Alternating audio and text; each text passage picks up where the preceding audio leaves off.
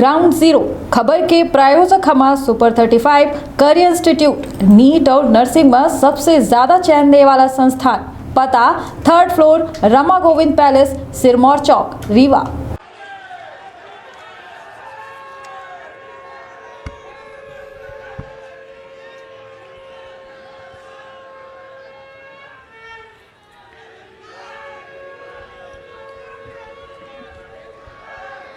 एक बार सब लोग मुट्ठी बंद करेंगे, हाथ ऊपर करेंगे और दिल से बोलेंगे भारत माता की, भारत माता की, इनकलाब, इनकलाब, वंदे वंदे। मध्य प्रदेश के कोने कोने से आए हुए आम आदमी पार्टी के सभी देशभक्त कार्यकर्ताओं को मेरा नमस्कार, सबको मेरा प्रणाम। आज मैं देख रहा हूं इतनी भारी संख्या में यहां पे आम आदमी पार्टी के कार्यकर्ता आए हुए हैं और जैसा भगवंत मान साहब ने कहा कि आज तो ये कार्यकर्ता सम्मेलन है, लेकिन जब रैली होगी तो सोच सकते हैं कि कितने लोग आएंगे पूरे मध्य प्रदेश से। अभी कुछ दिन पहले आई लव यू टू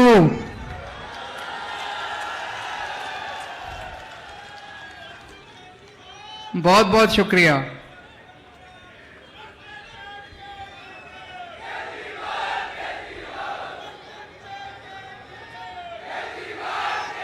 अभी कुछ दिन पहले मध्य प्रदेश से कुछ लोग मेरे से मिलने के लिए आए, उनसे मैं बातचीत करने लगा। मैंने उनसे पूछा मध्य प्रदेश की सबसे बड़ी समस्या क्या है, तो कोई बोला जी भ्रष्टाचार, कोई बोला बेरोजगारी,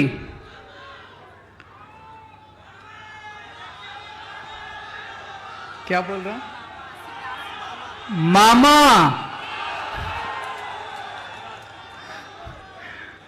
उस पे आ रहा हूं मैं, अभी उस पे भी आ रहा हूं।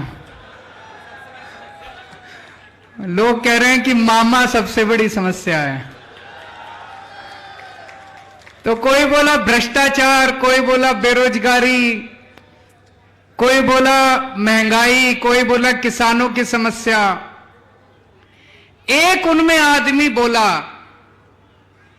कहता है सरकार सर जी हमारे मध्य प्रदेश में सरकारें बेची जाती हैं और सरकारें खरीदी जाती हैं, यह सबसे बड़ी समस्या है। कहता है आज हर मध्य प्रदेश का नागरिक, हर व्यक्ति अपने आप को बेबस महसूस कर रहा है। बोला जैसे ही चुनाव खत्म हो जाते हैं, एक पार्टी अपनी रेडी लेके निकलती है, एमएलए ले लो, एमएलए, एमएलए ले लो, एमएलए, एक एमएलए के इतने 10 पे डिस्काउंट मिलेगा, पूरी सरकार गिरानी है तो इतने, और एक पार्टी खरीदने के लिए तैयार बैठी है। बाजार बना दिया इन्होंने पूरी की पूरी व्यवस्था को, बाजार बना दिया इन लोगों ने पूरे संविधान को, बाजार बना दिया इन लोगों ने भारतीय लोकतंत्र को, जहां पे खुलेआम एमएलए बिकते हैं, खुलेआम एमएलए खरीदे जाते हैं। आज मध्य प्रदेश का एक एक नागरिक मामा को हटाना चाहता है। पिछली बार भी हटा दिया था, लेकिन बस नहीं चलता, इसको वोट दो या इसको वोट दो, सरकार तो बीजेपी की बनेगी। एक बेचारा मध्य प्रदेश वाला कहां जाए, बेबस हो गया है मध्य प्रदेश का एक एक वोटर, बेबस हो गया है मध्य प्रदेश का एक एक आदमी। कैसे बदले इस सरकार को समझ में नहीं आ रहा लोगों को। चाहे कांग्रेस को वोट दो, चाहे बीजेपी को वोट दो, सरकार तो मामा की बनेगी, सरकार तो बीजेपी की बनेगी। इस बार चलेगी झाड़ू। अब नहीं होगा, अब नहीं होगा, अब इनका खेल खत्म। अब एमएलए बेचने और खरीदने का काम खत्म। अब आम आदमी पार्टी मध्य प्रदेश के अंदर आ गई है। जो लोग इस बार मामा को हटाना चाहते हैं, सब लोग झाड़ू पे वोट दे देना, झाड़ू का बटन दबा देना। पूरा मध्य प्रदेश बदलाव चाहता है, पूरा मध्य प्रदेश बदलाव चाहता है, चेंज चाहता है, परिवर्तन चाहता है, लेकिन बेबस थे, मजबूरी थी, कर नहीं सकते थे। अब आपको एक विकल्प मिल गया, ईमानदार पार्टी मिल गई। जैसे दिल्ली के अंदर ठीक किया, पंजाब के अंदर ठीक किया, अब मध्य प्रदेश को भी बदलेंगे और उसका ट्रेलर मिल चुका है। सिंगरौली के अंदर हमारी बहन रानी अग्रवाल सिंगरौली की मेयर बन चुकी हैं। आम आदमी पार्टी की एंट्री हो चुकी है, मध्य प्रदेश के अंदर एंट्री हो चुकी है और आने वाले विधानसभा चुनाव के अंदर पूरी की पूरी फिल्म दिखाई जाएगी। आजादी के बाद से लेके आज तक 45 साल कांग्रेस की सरकार रही। 45 साल कांग्रेस ने राज किया, 20 साल बीजेपी ने राज किया। आपने मौका देने में तो कोई कसर नहीं छोड़ी। अब ये बीजेपी कांग्रेस वाले ये नहीं कह सकते भाई हमको मौका नहीं दिया था।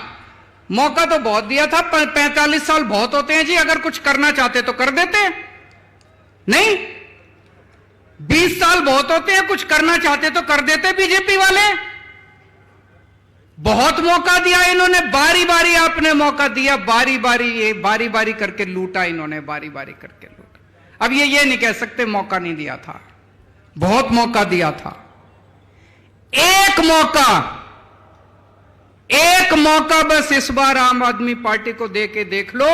अगर काम ना करूं तो दूसरी बार वोट मांगने नहीं आऊंगा मैं आपसे। एक मौका दे के देख लो। दिल्ली के लोगों ने मेरे को एक मौका दिया था। एक बार अन्ना आंदोलन हुआ, रामलीला मैदान से निकले हम लोगों ने देखा यार ये लड़के तो ईमानदार हैं, कट्टर ईमानदार हैं, देशभक्त हैं। लोग कहते थे केजरीवाल जिद्दी बहुत है, जिद्दी है। भ्रष्टाचार मुक्त भारत मेरी जिद है। दिल्ली के लोगों ने देखा और दिल्ली के लोगों ने एक मौका दिया था मेरे को, छोटा सा मौका। 49 दिन की सरकार दी थी लोगों ने। दिल्ली के लोगों ने मेरे को बस 49 दिन का मौका दिया था। इतना प्यार हो गया दिल्ली के लोगों को मेरे से, इतना प्यार हो गया, अगली बार 67 सीट दे दी 70 में से। बीजेपी को 3 सीट दी, कांग्रेस को 0 सीट दी, आम आदमी पार्टी को 70 में से 67 सीट दे दी। अगले 5 साल और इतना अच्छा काम किया, और इतना अच्छा काम किया, 70 में से 62 सीट दे दी तीसरी बार हम लोगों को। दिल्ली के हमारे काम की बात पंजाब पहुंची तो पंजाब में लोगों ने 117 में से 92 सीट दे दी, 92 सीट। दिल्ली के अंदर हमने सबकी बिजली मुफ्त कर दी, पंजाब के अंदर हमने सबकी बिजली मुफ्त कर दी। मध्य प्रदेश एक मौका दे के देखो, आपकी भी बिजली मुफ्त कर देंगे। दिल्ली के अंदर हमने शानदार सरकारी स्कूल बना दिए, गरीबों के बच्चों को शानदार शिक्षा मिल रही है। कभी सोच नहीं सकते थे, सरकारी स्कूल तो टेंट में चलते हैं, सरकारी स्कूल तो टूटे फूटे होते हैं, मास्टर आता नहीं है, बच्चे पढ़ते नहीं हैं, गरीब लोग मजबूरी में अपने बच्चों को सरकारी स्कूल में भेजते हैं। सब बदल दिया दिल्ली के अंदर। क्रांति आ रही है सरकारी स्कूलों में दिल्ली में। वो क्रांति अब पंजाब में शुरू हो गई। मान साहब शानदार काम कर रहे हैं, सरकारी स्कूलों का कायाकल्प कर रहे हैं। मध्य प्रदेश वालों एक मौका दे के देखो, आपके बच्चों का भविष्य बना दूंगा मैं।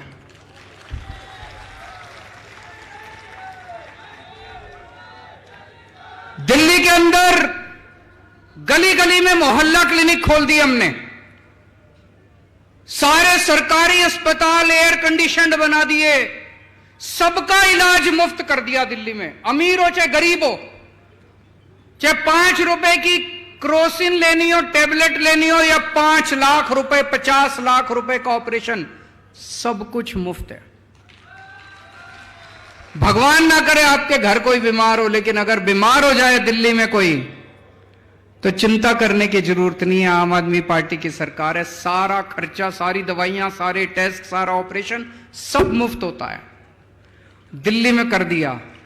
मान साहब ने अब 500 मोहल्ला क्लिनिक, अभी 1 साल भी नहीं हुआ, दिल्ली में मेरे को 500 मोहल्ला क्लिनिक बनाने में 5 साल लग गए। भगवंत मान ने 1 साल में 500 क्लिनिक, मेरा भी रिकॉर्ड तोड़ दिया। मध्य प्रदेश वालों, एक मौका देके देख लो, आपका सबका इलाज मुफ्त कर दूंगा। सारे मध्य प्रदेश के लोगों का शानदार मोहल्ला क्लिनिक बनाएंगे, शानदार अस्पताल बनाएंगे, सबका इलाज मुफ्त कर देंगे, चिंता करने की कोई जरूरत नहीं है।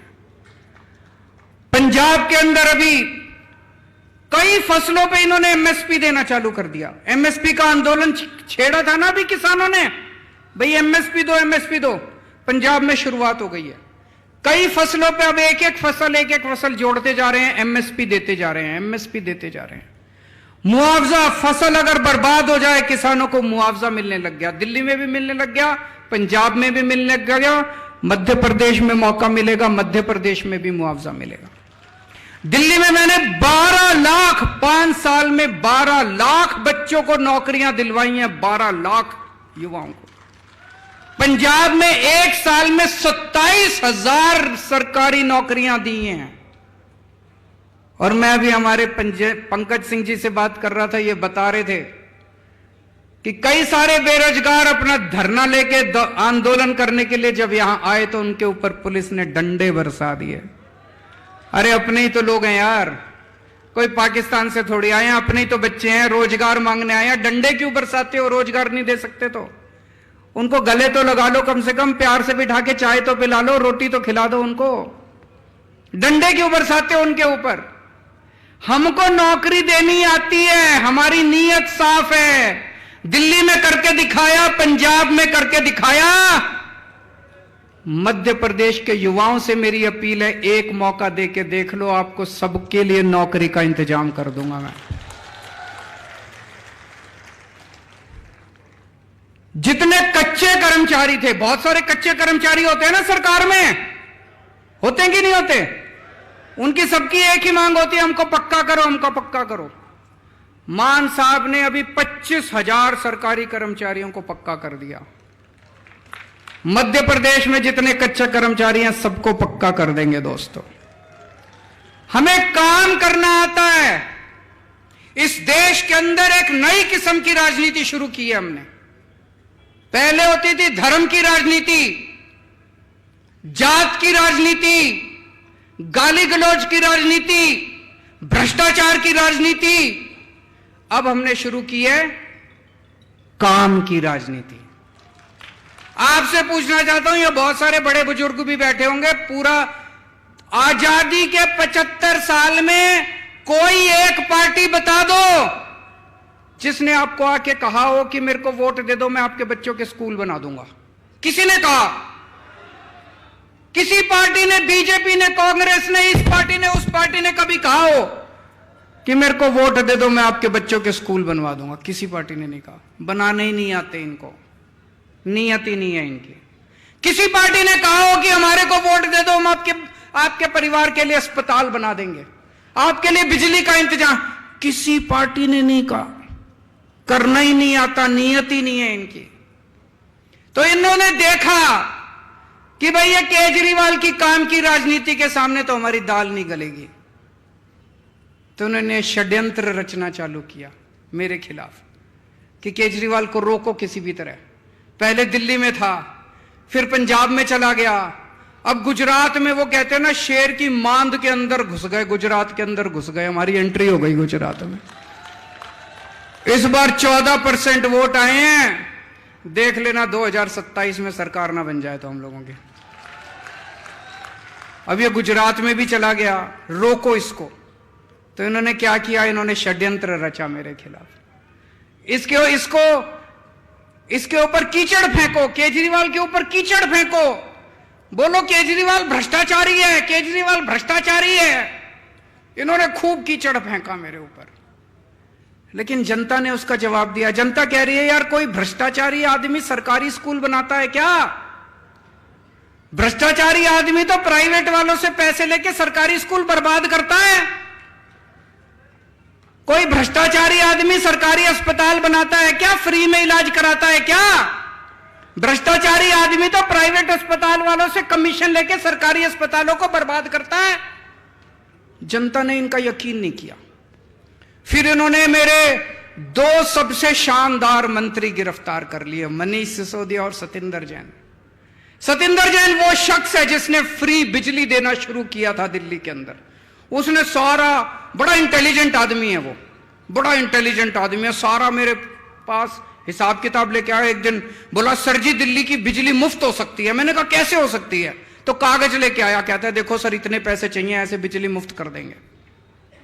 उसने दिल्ली के मोहल्ला क्लिनिक बनाए, उसने दिल्ली के सारे अस्पतालों में सारी दवाइयां मुफ्त कर दी। प्रधानमंत्री जी ने उसको जेल में डाल दिया। एक मनीष सिसोदिया है,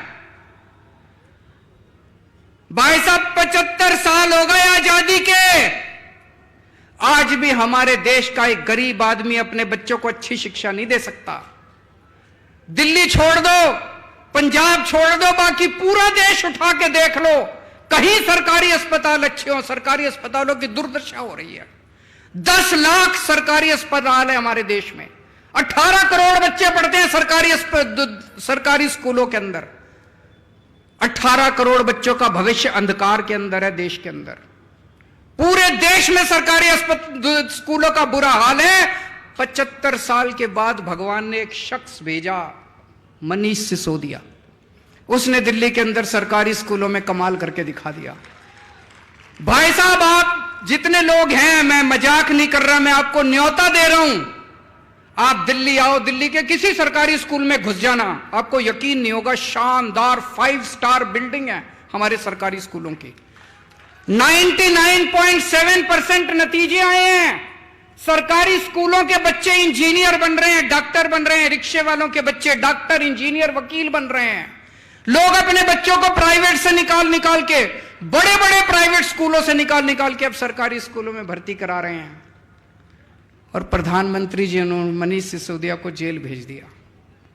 उस दिन मेरे को लगा, जिस दिन प्रधानमंत्री जी ने मनीष को जेल भेजा, कि देश के प्रधानमंत्री पढ़े लिखे तो होने चाहिए।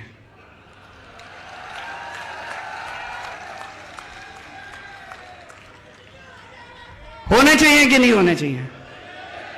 अगर देश के प्रधानमंत्री पढ़े लिखे होते तो उनको शिक्षा का महत्व पता होता कि शिक्षा कितनी जरूरी है देश के विकास के लिए। अगर देश के प्रधानमंत्री देशभक्त होते तो वो ये नहीं सोचते कि मनीष सिसोदिया आम आदमी पार्टी का है, कि फलानी पार्टी का है, कि ढिमकी पार्टी का है। वो मनीष सिसोदिया जैसे शख्स को देश का शिक्षा मंत्री बना देते और कहते थे जा मनीष सिसोदिया 10 लाख स्कूल ठीक कर दे अब तुम। पर हमारे प्रधानमंत्री जी ने क्या किया? ऐसे शख्स को उठा के जेल में डाल दिया। उस दिन मुझे लगा कि देश के प्रधानमंत्री पढ़े लिखे होने चाहिए। और भी बहुत जरूरी है प्रधानमंत्री को पढ़े लिखे होना। अगर कम पढ़ा लिखा प्रधानमंत्री होगा, कोई भी आके उनको बेवकूफ बना देगा। कोई आके बोलेगा सर आप नोटबंदी कर दो, भ्रष्टाचार खत्म हो जाएगा। अब अगर कम पढ़े लिखे प्रधानमंत्री, उनको समझ ही नहीं है, वो नोटबंदी कर दी उन्होंने, भ्रष्टाचार खत्म हुआ, वैसा का वैसा है, समझ ही नहीं। पढ़े लिखे प्रधानमंत्री होंगे, उनको अर्थशास्त्र की जानकारी होगी, विज्ञान की जानकारी होगी, टेक्नोलॉजी की जानकारी होगी, साइंस की जानकारी होगी। कम पढ़े लिखे प्रधानमंत्री होंगे, कोई भी बेवकूफ बना के चला जाएगा। कोई आगे बोलेगा प्रधानमंत्री जी नोटबंदी कर दो, आतंकवाद खत्म हो जाएगा। हुआ आतंकवाद खत्म? लाइनों में लगा दिया, पूरे देश में धंधे बंद हो गए, चौपट हो गया पूरा देश। इतनी बेरोजगारी हो गई, लोगों के धंधे बंद हो गए, लाइनों में लोग मर गए। ना भ्रष्टाचार खत्म हुआ, ना आतंकवाद खत्म हुआ। कम पढ़े लिखे प्रधानमंत्री होंगे, कोई आके कहेगा प्रधानमंत्री जी सबसे थाली बजवाओ, जो तरंगे निकलेंगी उससे कोरोना भाग जाएगा। पूरे देश से थाली बजवा दी, चम्मच थाली, सारा देश बोले प्रधानमंत्री कह रहे हैं तो होगा ही कुछ, भागा कोरोना। इसीलिए मैं कह रहा हूं देश के प्रधानमंत्री को पढ़े लिखे होना बहुत जरूरी है। आज यहां पे मध्य प्रदेश में इतना भ्रष्टाचार है, व्यापम घोटाला, मुझे लगता है आजाद भारत का सबसे बड़ा घोटाला होगा। कोई कह रहा 8,000 करोड़ का, कोई कह रहा 10,000 करोड़ का, 45 से ज्यादा लोग मर गए। प्रधानमंत्री जी ने किसी को जेल नहीं भेजा, क्यों? अपने थे सारे, अपने थे सारे। प्रधानमंत्री जी को मनीष सिसोदिया को जेल भेज दिया, व्यापम घोटाला दिखाई नहीं दिया। कोई मेरे को कह रहा था यहां पे एक WCD, women and child department, उसमें 100 करोड़ का घोटाला हो गया। मामा जी उसके मंत्री हैं, उसमें फर्जी आंगनवाड़ी, फर्जी लाभार्थी, सारा फर्जीवाड़ा। 2200 करोड़ का कटनी हवाला। मेरे को आज मैं आ रहा था, कई सारी लिस्ट देके गए हैं लोग, इतने घोटाले, इतने घोटाले, किसी को जेल नहीं भेजते प्रधानमंत्री जी, किसी को जेल नहीं भेजते। पुरानी पिक्चरों में देखा होगा आपने, पुरानी पिक्चरों में क्या होता था? एक विलेन होता था, एक गुंडा होता था, एक ईमानदार इंस्पेक्टर होता था। गुंडा बड़ी कोशिश करता था ईमानदार इंस्पेक्टर को अपने कब्जे में करने की, मानता ही नहीं था। फिर वो इंस्पेक्टर को बुलाता था गुंडा, टेबल पे रखता था एक तरफ नोट और एक तरफ बंदूक। इंस्पेक्टर को कहता था या तो नोट ले ले और या बंदूक से तेरी गोली मार के हत्या कर दूंगा। होता था ना पिक्चरों में। यही बीजेपी ने कर रखा है। वो सारे देश के सारे ऑपोजिशन वाले नेताओं को कह रहे हैं या तो बीजेपी में आ जाओ, भ्रष्टाचार करो, खूब करो, हम रोक नहीं रहे। बीजेपी ये नहीं कहती भ्रष्टाचार मत करो, बीजेपी में आके करो। बोले हमारे घर में आके करो, भ्रष्टाचार करो, खूब खुल के करो, कोई रोकने वाला नहीं है, कोई सीबीआई नहीं, कोई ईडी नहीं, कोई इनकम टैक्स नहीं, कोई पुलिस नहीं, कुछ नहीं, कोई एंटी करप्शन नहीं, कोई विजिलेंस नहीं। भ्रष्टाचार करो, मोदी जी की पार्टी में आके करो, बाहर नहीं करना। या तो बीजेपी में आ जाओ और या जेल जाओ। जैसे वो कहता था या तो नोट ले ले और या बंदूक, ऐसे अब बीजेपी वाले मोदी जी कहते हैं या तो मेरी पार्टी में आ जाओ और या फिर जेल जाओ। ये धंधा चला रखा है इन लोगों ने। ईमानदारी क्या होती है मैं बताता हूं आपको। कट्टर ईमानदारी। अभी पंजाब के अंदर हमारे अपने एक मंत्री, सेहत मंत्री, हेल्थ मिनिस्टर, पंजाब के अंदर हमारी सरकार है, हमारी कैबिनेट है, मान साहब मुख्यमंत्री हैं। एक दिन भगवंत मान को कहीं से पता चला कि उनका सेहत मंत्री कुछ गड़बड़ कर रहा है। अभी मीडिया को नहीं पता था, विपक्ष को भी नहीं पता था। मान साहब चाहते तो दबा देते, पर मान साहब कट्टर ईमानदार आदमी है, कट्टर ईमानदार पार्टी के नेता हैं। उन्होंने दबाया नहीं। क्या किया उन्होंने? पुलिस बुला के अपने खुद के मंत्री को जेल भेज दिया। हम कहते हैं ईमानदार रहना है, चाहे हमारी पार्टी में रहो चाहे उस पार्टी में। अभी सारे पंजाब के अंदर जितने पुराने चोर थे, चाहे कांग्रेस में हो चाहे बीजेपी में हो, सबकी लाइन लगी पड़ी है, एक एक करके सारे जेल जा रहे हैं, सबको जेल भेज रहे हैं ये, चाहे हमारे वाले हो। अभी थोड़े दिन पहले एक हमारा एमएलए वो पकड़ा गया। इन्होंने आप देखा, मेरे साथ बैठे थे गाड़ी में, आप देखा ना ताब, इन्होंने तुरंत पुलिस कमिश्नर को फोन करके कहा एमएलए को गिरफ्तार कर लो। हमारा अपना एमएलए था। मोदी जी, ये होती है ईमानदारी। जो तुम कर रहे हो वो ईमानदारी नहीं कर रहे, तुम कर रहे हो वो भ्रष्टाचार मुक्ति नहीं कर रहे। हम अपने वालों के खुद के खिलाफ भी एक्शन लेने की हिम्मत करते हैं। ये आज सारे हमारे पीछे, सारी पार्टियां हमारे पीछे पड़ी हैं, लेकिन जनता हमारे साथ है। जनता देख रही है कि ये अकेली पार्टी है जो देश के लिए लड़ रही है, ये अकेली पार्टी है जो ईमानदारी के लिए लड़ रही है। दोस्तों, यहां जितने कार्यकर्ता आए हैं, मैं सबको कहना चाहता हूं कि आप लोगों को सरकार जरूर बनेगी मध्य प्रदेश के अंदर, आपकी सरकार जरूर बनेगी, झाड़ू से जरूर सफाई होगी, लेकिन मेहनत करनी पड़ेगी। करोगे मेहनत? एक एक घर में जाना पड़ेगा, बैठना पड़ेगा, सबको समझाना पड़ेगा, रात दिन मेहनत करनी पड़ेगी, सारे जनता को साथ लेना पड़ेगा और अंत में मेहनत का नतीजा जरूर मीठा होगा। भगवान आपके साथ है क्योंकि आप सत्य के रास्ते पे चल रहे हो, आप ईमानदारी से काम कर रहे हो। हमारी ईमानदार पार्टी है, भगवान हमारे साथ है। हमारे पास चाहे पैसा ना हो, जैसे महाभारत के अंदर पांडवों के साथ कृष्ण जी थे और कौरवों के साथ सारी नारायणी सेना थी, इनके साथ, इनके पास दल बल सब कुछ है, हमारे साथ ऊपर वाला है, हमारे साथ भगवान कृष्ण है। भारत माता की